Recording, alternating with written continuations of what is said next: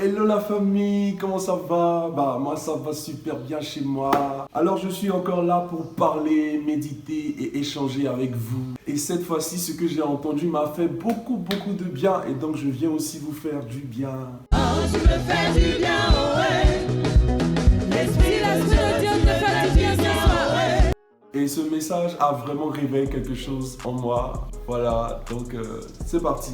Aujourd'hui, ce sera très simple. La dernière fois, on parlait du caractère du Christ, mais aujourd'hui, on ira plus précisément sur l'état de notre cœur.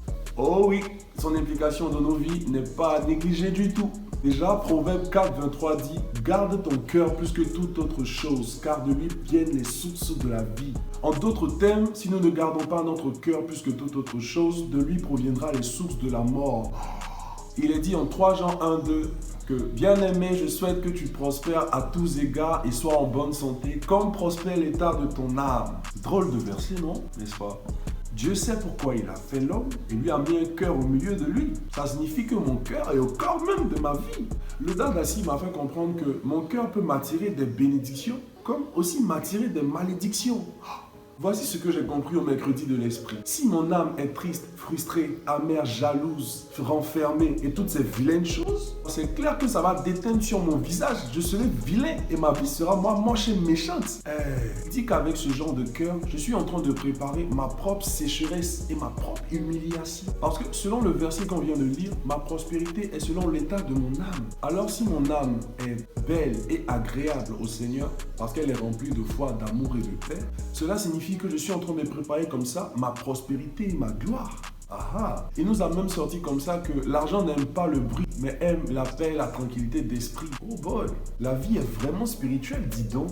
Qu'est-ce que ça a à voir avec ma poche? Je comprends donc pourquoi Dieu ne fait qu'insister à nous dire de ne pas nous inquiéter ou d'avoir peur, mais de nous réjouir en tout temps.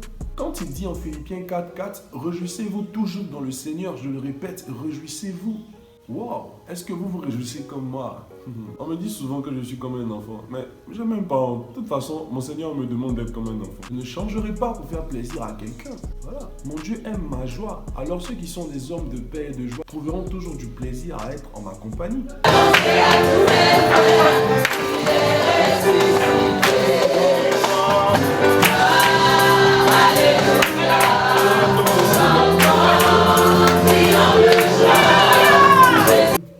Jésus m'a chargé d'annoncer à tous ses frères qu'il est ressuscité. Déjà, Dieu ne parle pas de cœur troublé et il ne fait pas de miracle dans la vie des incrédules parce que la foi en elle-même est une hauteur d'esprit. Je parle d'incrédulité pourquoi? Parce que dans les problèmes, seul un homme de foi peut maintenir sa joie. Ce qu'elle lui vient de l'intérieur et non de l'extérieur. Et la foi vient de ce qu'on entend, mais pas du journal télévisé de ce monde, mais de ce qu'on entend de la parole de Dieu. Donc peu importe ce qui se gâte à l'extérieur, ça a quoi à voir avec ma joie? Je ne laisserai jamais rien me voler ma paix et ma joie. Parce que je sais que mon avenir en dépend. Même quand je traverse des moments difficiles et que ça me fait mal, je prends note et je corrige, mais je me mets à parler en langue à l'intérieur de moi et à adorer le Seigneur. Et bam! 5 minutes seulement, je suis remonté dans l'esprit. Alléluia! Refusons totalement de nous soucier de quoi que ce soit. Fuyons les choses qui veulent entacher à notre paix. C'est le diable qui essaie de nous rendre galère. Mais il a menti. Dans tout ce que nous faisons, mettons de la joie et de l'amour. Même quand nous marchons, travaillons à avoir une démarche heureuse. Tout ça est signe de notre adoration et de notre reconnaissance au Seigneur. Alléluia. Si notre joie vient seulement de ce qu'on a assez d'argent dans nos poches, les frères, c'est que nous sommes trop petits pour être appelés chrétiens. Alors renversons les raisonnements. Que les riches de ce monde nous regardent et nous envient parce que nous sommes plus joyeux à l'intérieur qu'eux. Car oui, notre paix nous vient de l'intérieur. Car la vie et la paix appartiennent à l'esprit. Les gars, je finis avec ça. Dieu n'est que principe. Mettons en pratique ces principes simples comme celui-ci et nous verrons de quelle foi il se chauffe. Moi, je vous partagerai continuellement mes témoignages et si ça vous tente, vous pouvez faire de même en commentaire. Et surtout, abonnez-vous à la page et n'oubliez pas de cliquer sur le bouton j'aime et de partager si vous avez aimé la vidéo. Merci et à la prochaine. N'oubliez surtout pas d'être en joie. Peace.